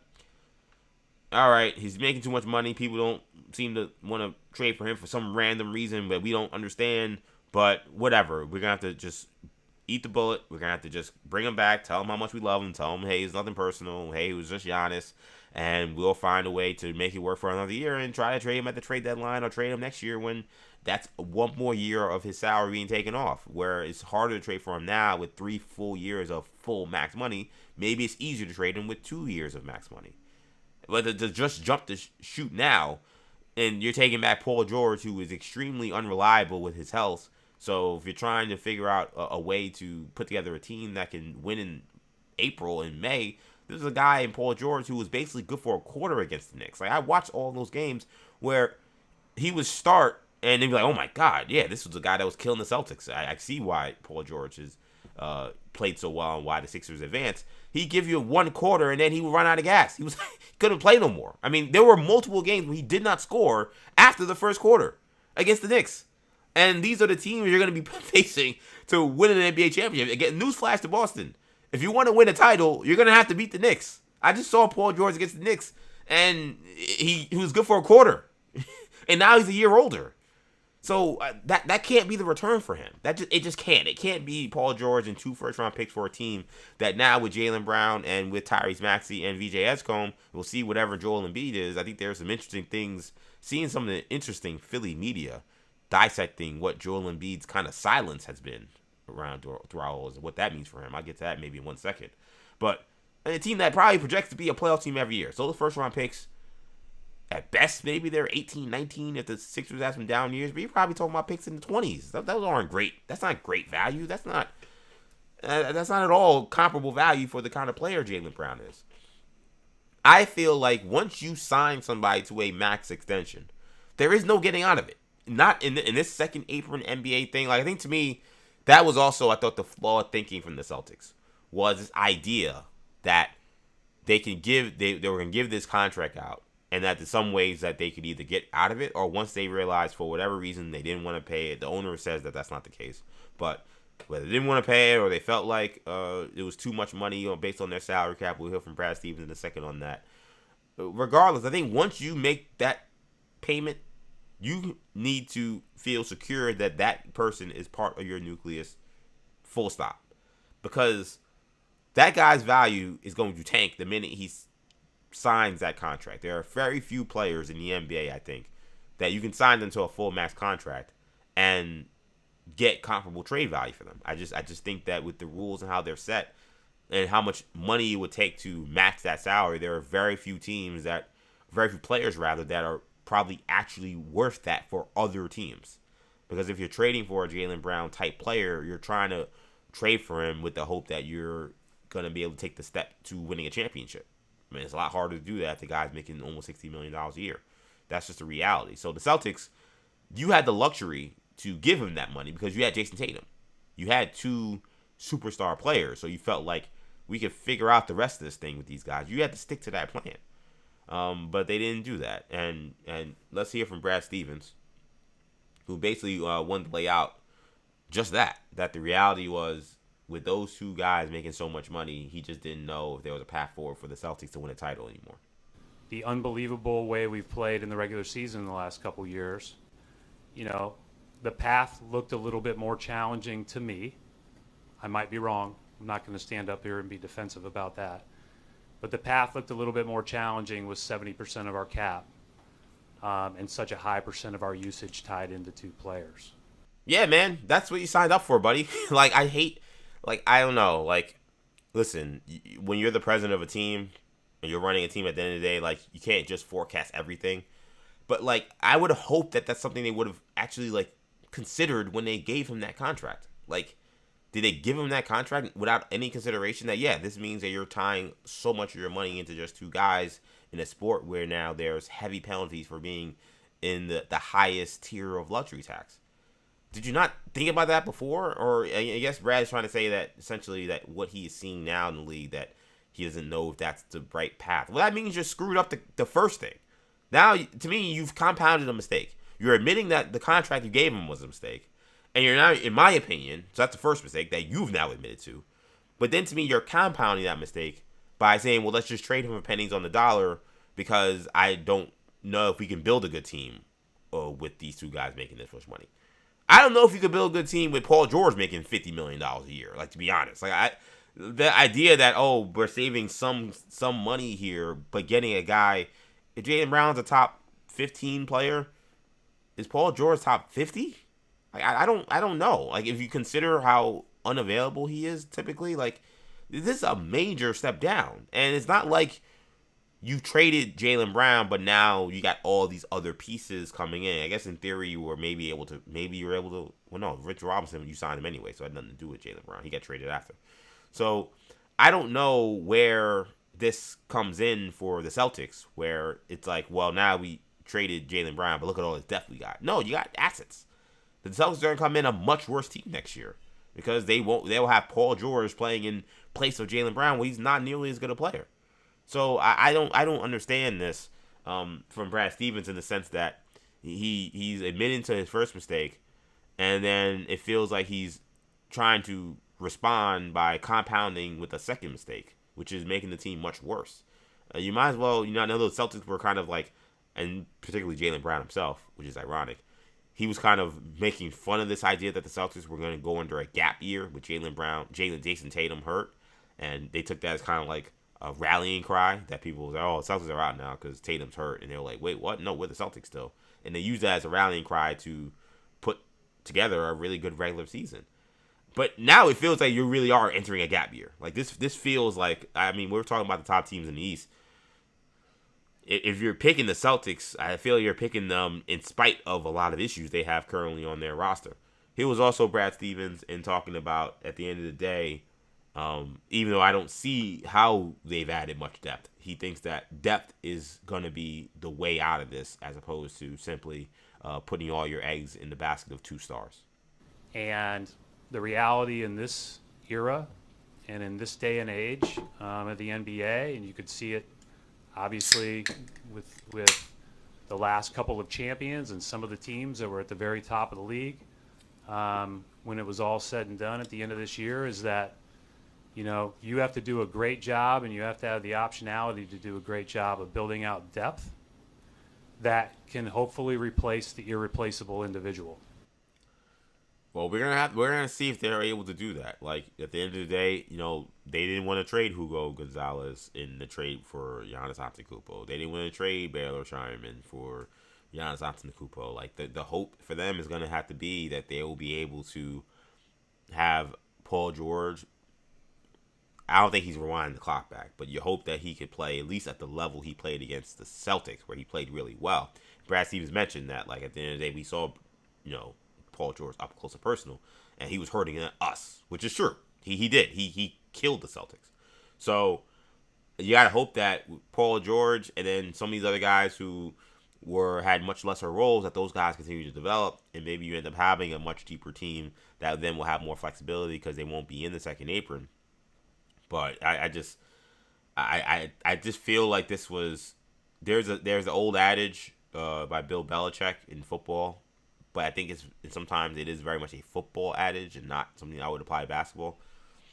It's the idea that you should trade a guy a year too early rather than a year too late. And in some instances in basketball, it is true. But I don't think that's the case for players in their prime. Like, it'd be one thing if Jaylen Brown was nowhere near his prime. What is he, 28 years old, something like that? Like, he's not an old player at all. He has several very good years left. Like, while, again, I can't tell you he's worth 29 years old right now. He'll be 30 in October. He's actually a little older than I thought. But I can't tell you for sure he's going to be worth, you know, $60 million, whatever he's making. But I do feel like I can tell you that he is somebody that will be an all-star caliber player for the next 3 years. And I don't know what he's going to be like in Philly, but in Boston, I don't see why he couldn't be someone who was a all-NBA second or third team kind of guy every year. Those guys just don't grow on trees. I don't know. I don't know, man. I didn't understand it from the Celtics side. This was the last thing from Jaylen Brown, because Jaylen Brown has been critical of Brad Stevens in terms of their communication. He hasn't gone too in-depth with it, but he was critical of their communication throughout this process. Brad Stevens, he was asked one time about it. He kind of answered it, but he was challenged again about Jaylen Brown saying he felt disrespected by Brad Stevens. Here was Brad's response. I'll just repeat that, you know, I'm hopeful that we can sit down and talk about that at some point. But you know, I'm sorry that he feels that way. Yeah, I mean, and I guess that's all he can say at this point. I would love to know more from Jaylen Brown about why he feels disrespected. I'll be honest, me personally, I think Jaylen Brown is kind of an unreliable narrator, probably some of this, but I would, in fact, that he's withholding what was the disrespect in terms of how Brad Stevens responded to him.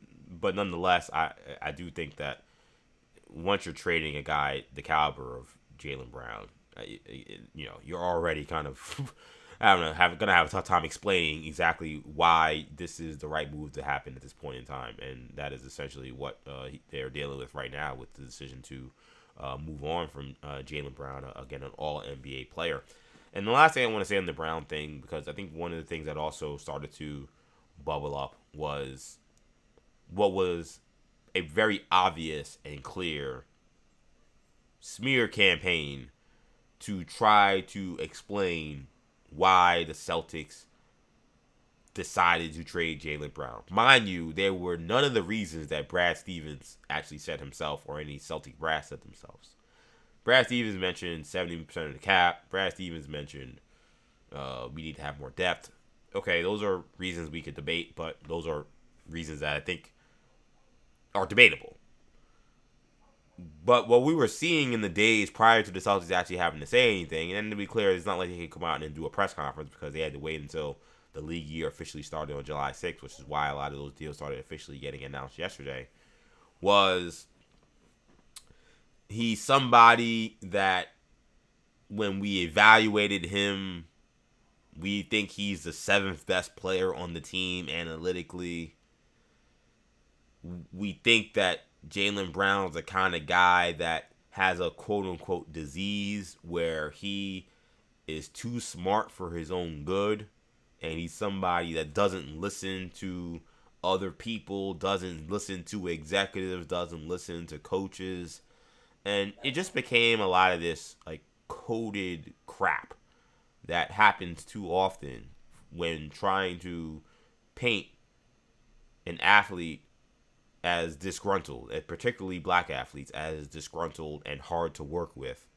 And like I said, Jaylen Brown has had moments in his career that definitely to me have raised eyebrows in terms of like kind of just how he moves. Like him saying that, him defending Kyrie Irving with the indefensible, what was going on with him in the anti-Semitic post, ridiculous. Him, deciding that I'm gonna become, I'm gonna co-sign Donda, the Donda school that Kanye West was doing after all the stuff Kanye was involved in. Inexcusable. There's some inexcusable things from Jaylen Brown. That's why I have no problem criticizing him. I'll tell you what I think about some of the weird things Jaylen Brown's done. Why I say at times he does come across as an odd character, but it looks cowardly to hide behind unnamed sources to bring about information that is vague and not explained, to try to downgrade or diminish what this guy did for that organization. It's screwed up. It's just screwed up, and it's not right, because Jaylen Brown doesn't know who's saying this about him, and he can't defend himself. And I think that, like I said on social media, if I was sitting at a barbershop, sitting at the bar, sitting at a restaurant, sitting at the crib, by the pool, whatever the case may be, any social setting, and somebody tried to make the case to me that Jaylen Brown was the 7th best player on the Celtics, I would never talk about basketball with that person ever again. It'd be over.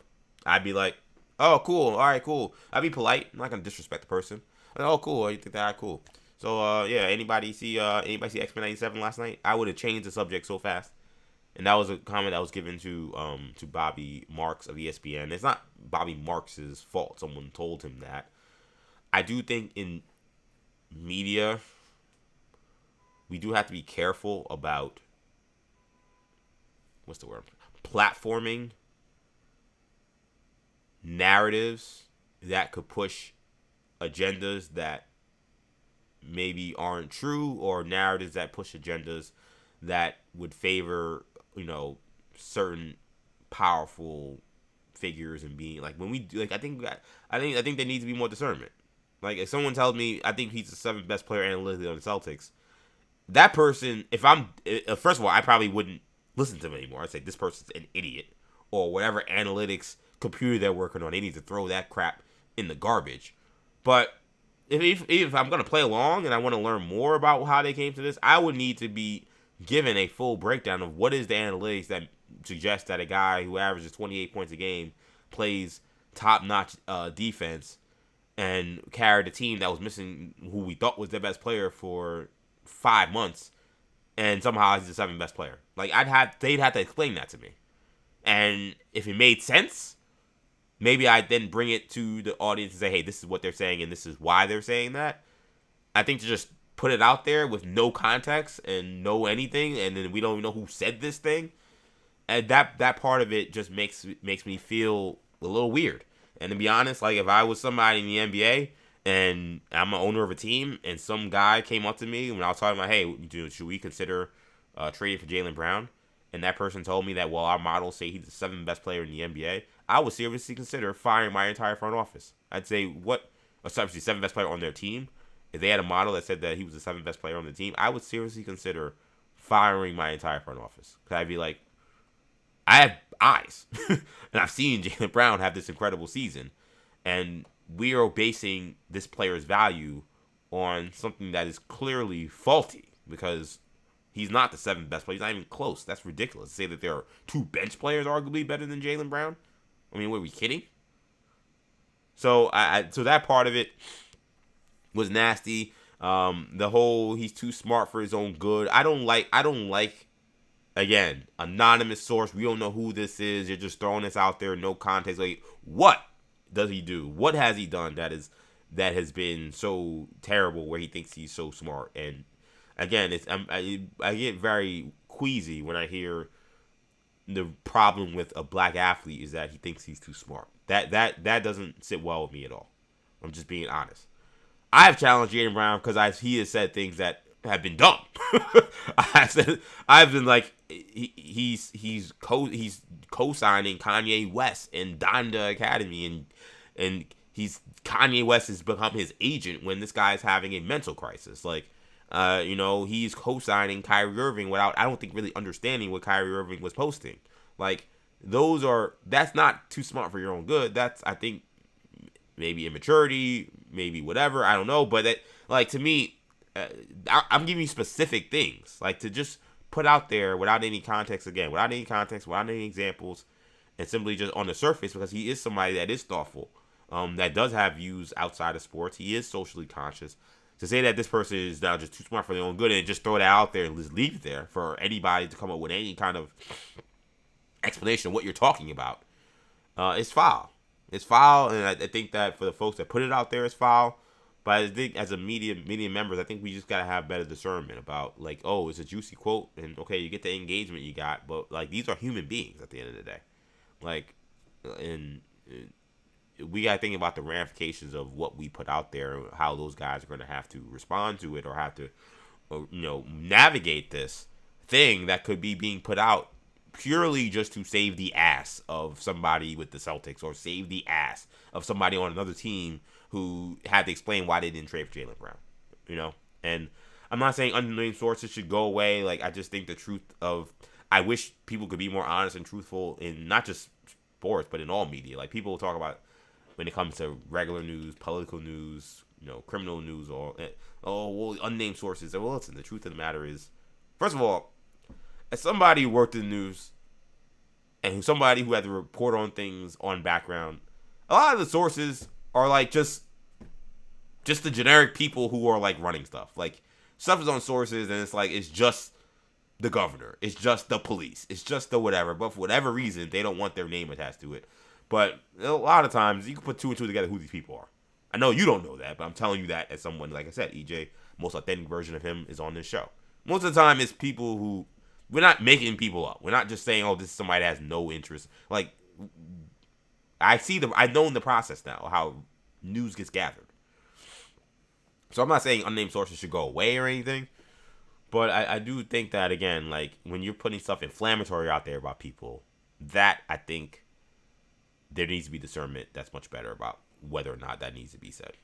Jaylen Brown, someone's saying Jaylen Brown is the 7th best player on the Celtics. Again, if they're not giving me reasons why, I'm not putting that out there. Jaylen Brown, he's somebody who thinks he's smart. Why? Because, he doesn't listen to coaches or whatever. I mean, Jaylen Brown had... The fact that they've turned this into me actually liking Jaylen Brown is sickening, because he still plays for the Sixers as a Knicks fan, so it's not like he went from the number 1 op to like the number 4 op, but it's still an op nonetheless. But Jaylen Brown had the ultimate comeback, which was, no offense, but in the world of sports, the bar is effing low. I'm like, yeah, touche. Like, who could defend that? Who could argue that? Like, the dumb stuff we see on sports shows and the dumb takes we see and the dumb moves we see made by teams, like, and from people who claim to be experts, like, yeah, it's kind of fitting that you would think that this guy is quote unquote too smart for his own good. He should listen to more people in sports. Like, what are we talking about? Anyway, let's keep it moving, man. So LeBron James, as you see there, sorry, I didn't mean to have all those pictures up. LeBron James has a decision to make when it comes to free agency, and what you're looking at right now was Rich Paul on his latest podcast. I need to get the name of this podcast. I always, every time I talk about this show, I feel like I never know the name, and I don't want to disrespect him and Max Kellerman in that way. If I'm going to talk about this show, I'm always going to shout them out, because that's just what you're supposed to do in this media game. Game Over with Max Kellerman and Rich Paul. That's the podcast that they're on. LeBron James, announced that he was leaving the Los Angeles Lakers. We talked about that last Tuesday, and we still don't have a decision on where he's going to go.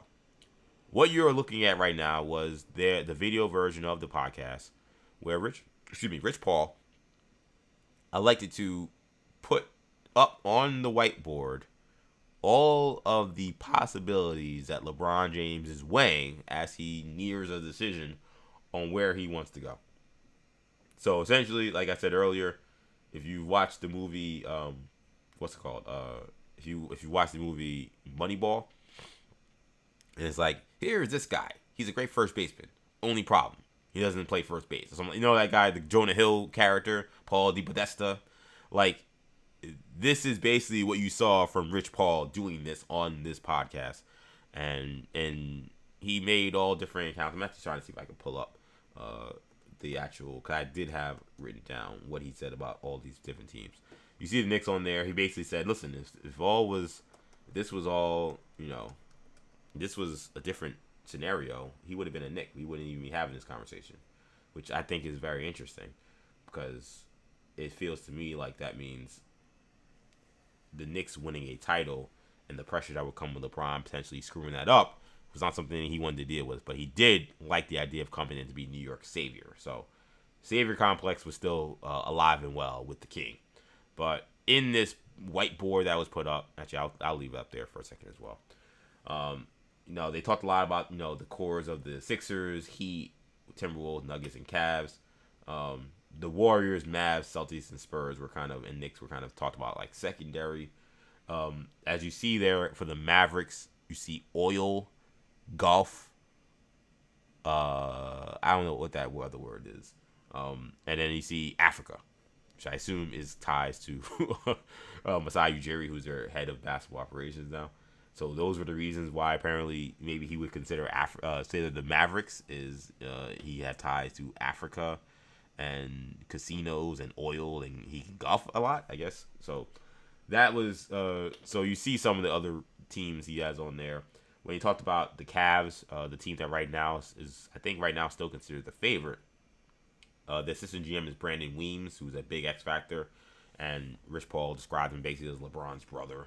But no Darius Garland apparently is a problem, because LeBron loves Darius Garland. He's a former or still a current Clutch Sports client. So this was the podcast that happened. This was Rich Paul again making LeBron James his whole decision, part 4 or 5, making it content for his podcast.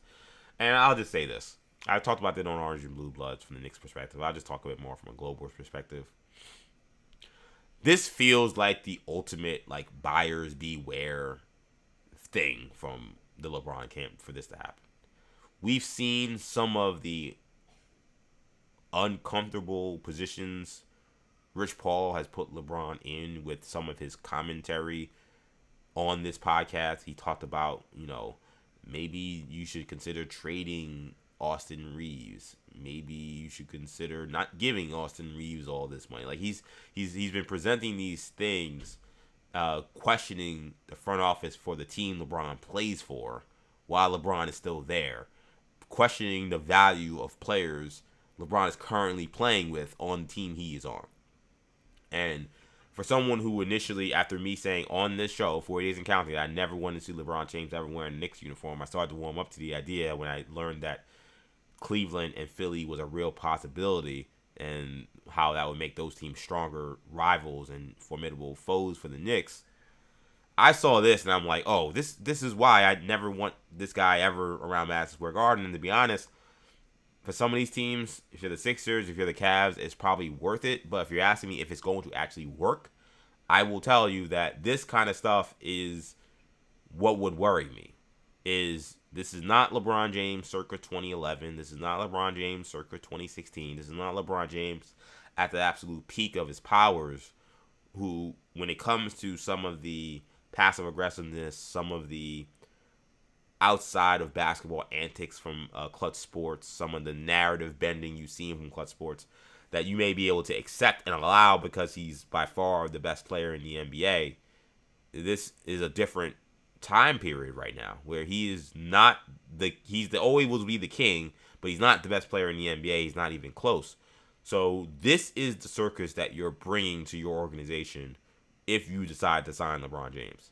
You're bringing Rich Paul in this podcast, making passive-aggressive or just aggressive comments about your team building and your roster It's LeBron James and all the passive aggressive comments he makes on social media and in the media.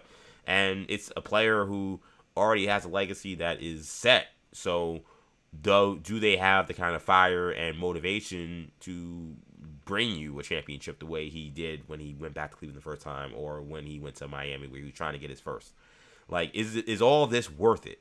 Is all the hoopla, all the media attention, all the hype, all the criticism that's going to come with every game you play, is it all worth it for somebody who is no longer a top 5 player in the NBA? That's a question these teams are going to answer. You got to answer.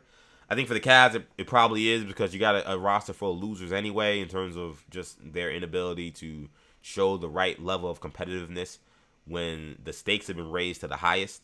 We saw that in these conference finals. We've seen that in previous postseason exits for them. So, listen, for that roster, they may actually need some tough love, and maybe some circus is okay. And maybe they'll come in, and maybe LeBron / the GM will actually have some good ideas on how to get rid of some of these guys who aren't ready for prime time. They just signed Donovan Mitchell today to a max contract extension.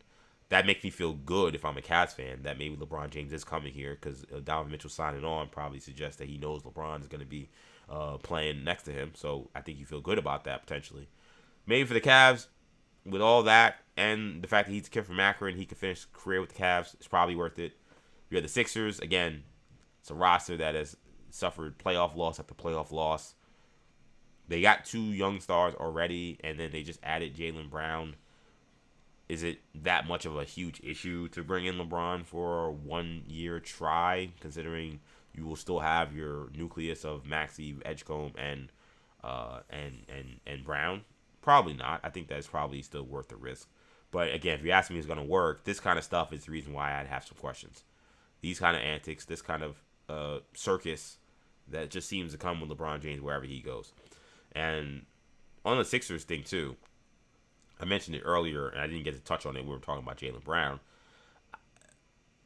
Philadelphia media, which I follow a little closely because I was, had a cup of coffee there when I was interning at WIP. Shout out to 94 WIP. I love following my fellow former colleagues there. And a lot of them are really concerned about if Joel Embiid is going to be part of this team, which is not something I at all considered and thought about at all. And, when we think about that whiteboard, I'll put it up one more time. LeBron James did put Rich Paul did put Embiid's name up there, so I assume Embiid will indeed be on the team. And apparently Tyrese Maxey is the main reason why LeBron would want to play in, which is why his name is starred. Is why he want to play in Philly, because he loves to play with Tyrese Maxey. Definitely know it's not Jaylen Brown. That's what Jaylen Brown said about Bronny James.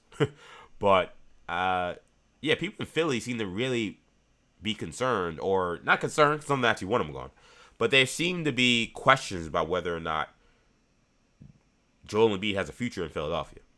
Now, I got to look up Joel Embiid's contract, because I don't have it right in front of me. He obviously did sign a max extension, but that was a little while ago. I want to say he has 2 years left on this deal, but let's see. Let's see what Spotrack's got on me. Joel Embiid has he has 3 years. 2 years plus a player option for $67 million that he almost certainly will sign up for.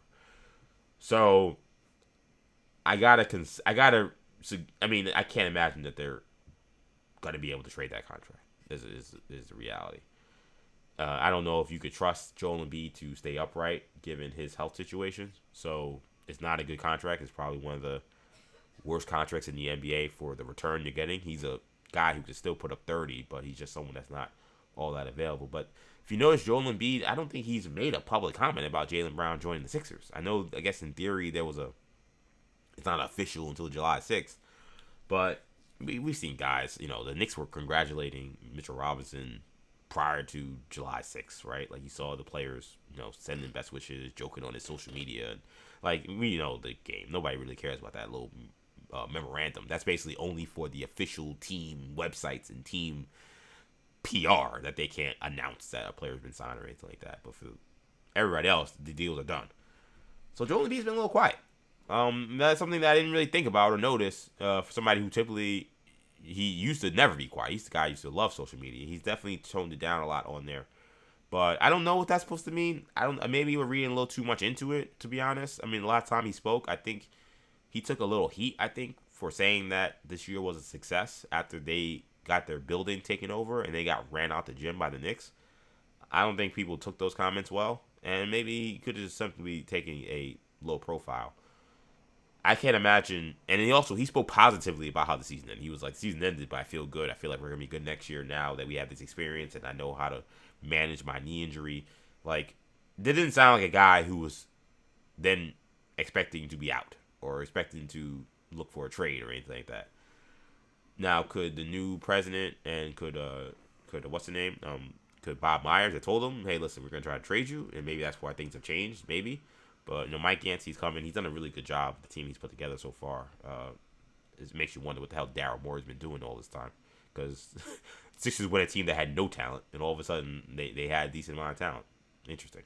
So, I don't know if Mike Yancey maybe has told him, hey, you're not part of our plans or whatever. But for a team that makes such a massive trade and there has to be nothing from their franchise player was notable to some people. Again, I'm trying to find the silver linings that made me suggest that it's not all that big a deal, but the fact that people in Philadelphia think it is did raise an eyebrow with me. So I don't know, man. Again, so with Embiid's silence, do you want to add LeBron James to that powder keg? Again, the argument could be, what do you have to lose in Philly? You got nothing to lose. You haven't won anything. So what difference does it make? But again, if you're asking me if it's going to work, this whole fiasco, the fact that there's not going to be any toning down of this, even though LeBron is at a diminished stage of his career, that would worry me if I'm someone that's going to be signing on for the King to play for my team. Last few things, man, before we get out of here. Last night, WWE Monday Night Raw saw a title change for the world title. That rarely happens.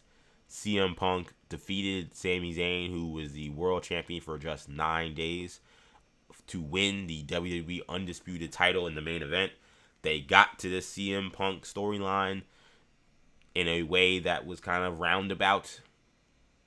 Gunther and Cody Rhodes and Jey Uso had a match on SmackDown to determine a number one contender, and that Sami Zayn would then have to defend that title against one of them on Raw. Cody won, but then Cody on Raw to start the show gets attacked by Gunther. He's ruled ineligible or not medically clear to compete, which means Sami Zayn got to face a mystery opponent. The fact that we were in Chicago, Illinois, of all places, where CM Punk, of course, is from, and it's basically his home arena when they play. Then they have an event at Allstate. I think we kind of knew where the story was going. We knew CM Punk with SummerSlam coming up to begin in early August that he would be back soon, and here came CM Punk. And what was a cool entrance? They've been doing this a lot, where he does his entrance from the gate of like the tunnel, and walks all the way from the tunnel all the way up into the ring, and then you hear his music, and then the crowd goes crazy. They did it again in a way that was cool. Crowd went crazy. And CM Punk and Sami Zayn put on a great match. Punk won clean. It was definitely, I think, one of the better matches, in my opinion, that we saw from WWE all year. I wouldn't say it was a match of the year candidate, but it was a really good World Championship match, and the fact that you got it on Raw, no longer can you say you got it for free, because, you pay for cable, of course, because this was not just a on-cable thing. This was a Netflix thing, so you had to have Netflix to watch this match. I'm sure Netflix was happy to get a World Championship match and CM Punk winning. But you got a really good match on Monday night, which is not something you get, like a Monday night championship title change. So I'm happy that Raw did it. I think Raw needs to do more of these kind of championship matches on what is kind of regular TV, weekly TV. I've always said I don't think everything has to be saved for pay-per-views. I think most of them should. But every now and then you could have a Mick Foley winning the title on Raw. You could have Triple H defending the title on SmackDown, and maybe there's interference, whatever. I think putting the title on the line more, I just think puts the champion more in peril, and I think makes everything with a little bit more of a sense of urgency. I thought that was always something smart with how WWE booked in the late 90s and early 2000s when I was watching, that they've really completely gone away from in the last 10, 15 years I've been watching since I came back to watching wrestling. Listen, CM Punk is a legend. He's one of the best in the world. Of course, he'll tell you he is the best in the world. No problem at all with him being world champion. Do I like that they got to it in this way? I'm a little torn on that. Like, Sami Zayn, at the end of the day, I guess the question you have to ask is, what was most important to you? Was it him winning the title, or was it a title reign you wanted to see from Sami Zayn? Because we've gotten neither. Like, and I say neither, I mean, when I say neither, I kind of misspoke. We haven't gotten it on any level. Because you remember, like, for Sami Zayn, the chase for the NXT title was also this same kind of winding road. Of course, it was not as long. It was only 2 years, but it felt like it was forever because he kept getting so close and coming up short. And then when he won, it was so special because the underdog finally did it. And then Kevin Owens comes in, beats him up, and then a month later, he wins the title, and Sami Zayn never gets the NXT title again. He goes up to the main roster. Like, so I guess I asked that because it just makes me wonder. We didn't see him really have a reign on the NXT roster. Though I don't think anybody looks at Sami Zayn's run in NXT as a disappointment. He may be Mr. NXT for a lot of people. And there he won the title here after a long build for him trying to win it, and it's a short run. Will people look at this as a disappointment? I think the fact that it's CM Punk, he may have been the only guy they could have got away with this. Like, if they tried to do this with Roman Reigns, with Jey Uso, even with Cody Rhodes, they did it with anybody deemed corporate's favorites, this would have gone over really poorly. The only guy, or Brock Lesnar, oh my God, you want to talk about nightmares, they would have replayed the Kofi Mania ending again. If it would have been any of those guys, this would have been panned. Because it was CM Punk, because they put on a great match, I think it's being received much better. Now, there are people who are still mad. A lot of people are mad about this. But I think it's being received much better. Part of me wonders, is that fair? Should that have mattered if it was CM Punk? Like, what difference does it make if Brock Lesnar comes out, they have a great match with Brock Lesnar wins? What difference should it make? CM Punk is also old. CM Punk is not a part-timer. I know people have been joking he's a part-time. He's not. He's been full-time, and he took a break. He took a vacation. But he's somebody that is on most weeks. He has a pretty, packed schedule when he's wrestling. It's a question that I think people would ask, is if this was somebody else besides CM Punk, would this have even worked? Part of the reason, the reality is maybe you only do this because you can do it with CM Punk. Like, maybe you say, listen, I don't know if we're ever going to get Sami Zayn a chance at the title, but considering we want Punk to have the title going into SummerSlam, and he's currently just on hiatus, maybe it makes sense to let him be the guy that beats Sami, because people will accept Sami, obviously beating Cody and stuff. But if we try to get Cody to take the belt back the way he did Drew McIntyre, like, that's not going to go over very well. This is probably, again, the only way where they could have done this, and I think it worked out okay. I'm somebody where I think I would have liked to have seen a Sami Zayn title run, only for this reason. Unlike the NXT thing, like, we saw Sami Zayn, like, it was knocking at the door, and then eventually, obviously, he cracked through and won. He beat Adrian Neville. It was a huge deal. It was a great match and everything. Great story. In WWE, we've seen Sami Zayn knocking at the door, but his current character, like, kind of finagled his way into, like, the world title picture. It's someone that lost the U.S. title clean, and not all that, like, what's the word? Not spectacularly is not the word, but, like, he unceremoniously lost the U.S. title. He didn't have a title, which is why he was not, quote unquote, not going to be on the card. He gets it from Carmelo Hayes. He kind of pulls a CM Punk and Carmelo Hayes. He gets it from Carmelo Hayes. Now he's the U.S. champion, just so they could have a title match for WrestleMania with the guy who is the most over guy on the roster, arguably, in Trick Williams. He loses Trick Williams kind of unceremoniously in a match that's very forgettable. And, like, then he's kind of, like, floating around. He's playing around with this character. Is he a heel? Is he a babyface? Is he a tweener? He's this guy that, he got the last real good guy, kind of like, John Cena, the last real champion. I like that he played off of Cena the way Daniel Bryan played off of Cena, where, he had to hold the champ is here, and he said the beard is here. Like, it's similar stuff that I liked. It was good. It's been good. I think his character work has been good. But no longer was he this underdog from the underground. Like, that's not the character he was playing. He was playing a different character. He was kind of going back to this whiny guy who wasn't getting opportunities and trying to figure out why the good guy wasn't getting a shot. And then he kind of got thrusted into the title picture and got a shot. And then, listen, he won, and it was so emotional, so great, partly because us as a wrestling fan, like, we remember everything that's happened up until this point. But because that wasn't the build, the title win was out of nowhere. I think because of that, I kind of would have wanted a better title reign. In many ways, I almost feel like I'm glad it didn't happen. But it almost would have made more sense if you did this with Kofi Kingston and Kofi Mania. Because with Kofi, there was this long build where he had the gauntlet match. He had the incredible match at Elimination Chamber. And he was getting close and close and close. And then if he won the title and he said, okay, he wins, but we don't want to keep it long term, and then he gives it up short, I think you would say, well, listen, that was about the chase. It wasn't necessarily about the reign. They gave him a reign, and the reign ended up being really good, which is why it was so screwed up how they finished the reign with Brock Lesnar squashing him.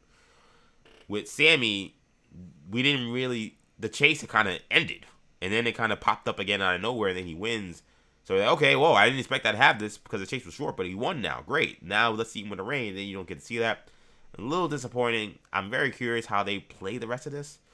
I think they're trying to get to CM Punk versus Cody 1v1 because that is the match that gives them the most money. But then what does that do for Sami Zayn? Like, where do you go from here with him if he's just going to be cast away from the side of this title picture? And we see Gunther certainly looks like he's going into a Nick Aldis thing. Could you do a triple threat with Sami Zayn, CM Punk, and Cody Rhodes? I don't know. It's going to be very interesting to see how WWE finishes up. Not finishes up, but kind of sets off this feud for the next 4 weeks to get ready for SummerSlam. But massive win for CM Punk becoming a WWE undisputed champion. And I'm happy he's back. Because at the end of the day, I'm happy he's back. And I'm also happy he's going to SmackDown. I guess, allegedly. We'll see. The whole brand thing is weird. But that is SmackDown Championship. Maybe CM Punk, because Roman's a part-time champion, maybe CM Punk kind of plays both shows. Maybe he does that as part of this thing. I don't know. We'll see if he even keeps it beyond SummerSlam. I still feel like a Cody Rhodes heel turn is coming. I wonder if it happens at SummerSlam and he becomes a champion, but now he's a heel. There's a lot of different avenues they can go. I'm invested. I'm interested. I hated what happened for Sami Zayn just for Sami Zayn and his character, but there's interesting stories to be had here. We'll see how they end up finishing up. Last thing, man, I just wanted to say this, man. First of all, X-Men 97. Matter of fact, let's get this soundboard in here. Let's give X-Men 97 a full round of applause because they deserve it. X-Men 97 had its season 2 3-episode premiere last Wednesday. It's kind of unfortunate, like, the way my scheduling works for this show to do, like, real recaps. You know, obviously, this show is on Tuesday, and the last episode's on Wednesday, so go over an episode from last week when a new episode's coming out in now, 6 hours or whatever.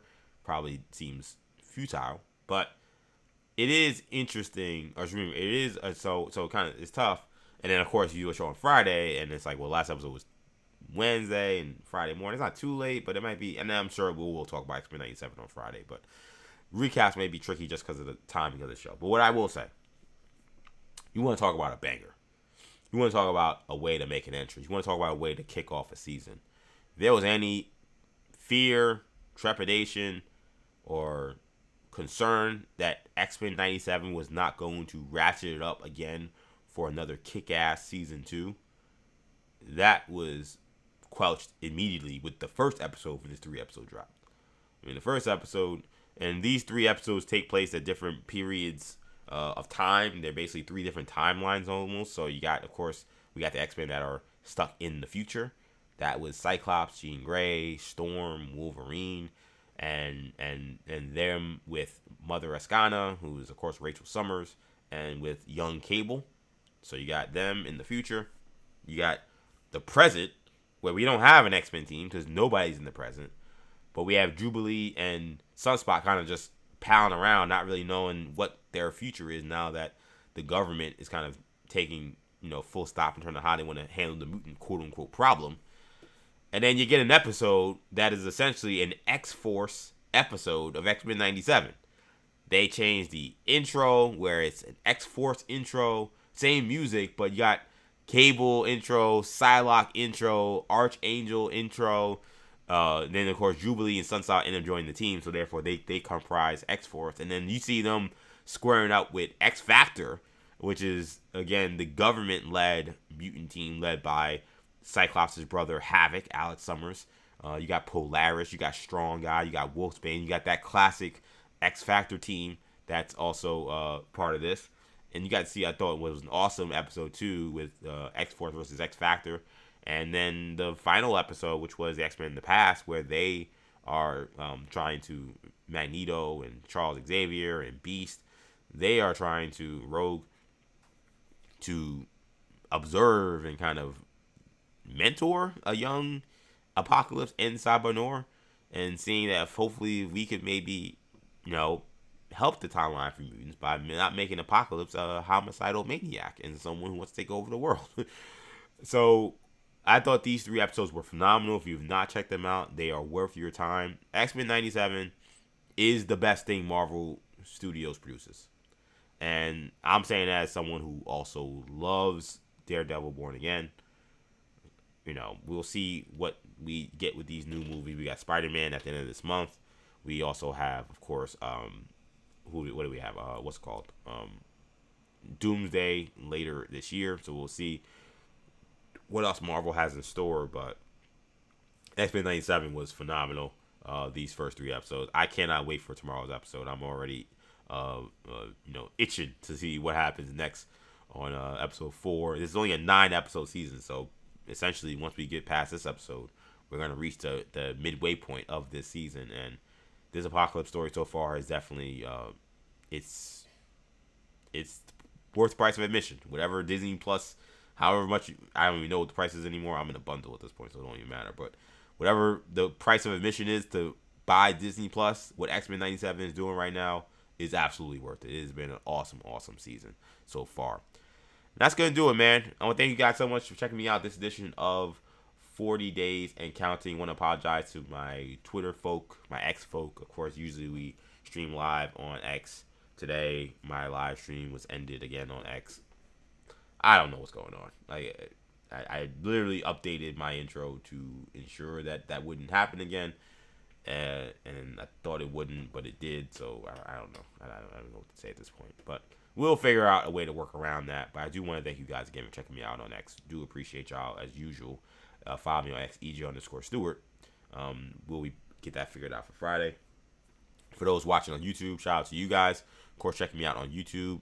New Generation Media is the YouTube channel. While you're there, do me a favor. Subscribe to the channel. Like this video. Comment in the comment section. All those things help the channel, help the show. We greatly appreciate that. Make sure you follow me on Instagram, ActionEJ, where we also are streaming live. Appreciate you guys watching me on Instagram. Always fun time there. And watching on Buzzer. Shout out to the folks on Buzzer. Again, bzzr.com, or go to the Buzzer mobile app to sign up. It's free to sign up. Verified sports content creators, verified fans. So you got no bots, you got no aggregators, you got no nonsense. So make sure you head over to Buzzer. Make sure you sign up. Again, go to bzzr.com or sign up for the Buzzer mobile app. And that's going to do it. Thank you guys again so much for checking me out. I will be back Friday morning with a new episode of 40 Days and Counting. For you Knicks fans watching the show, be sure to also subscribe to my Knicks podcast. There's a new episode of Orange and Blue Bloods recapping the Knicks off-season thus far. Again, just search Orange and Blue Bloods wherever you get podcasts, or watch full episodes, not live, but watch them on YouTube. That'll do it for now. Thank you guys so much for checking me out. I'm EJ Stewart. I will catch you guys on Friday. Take it easy.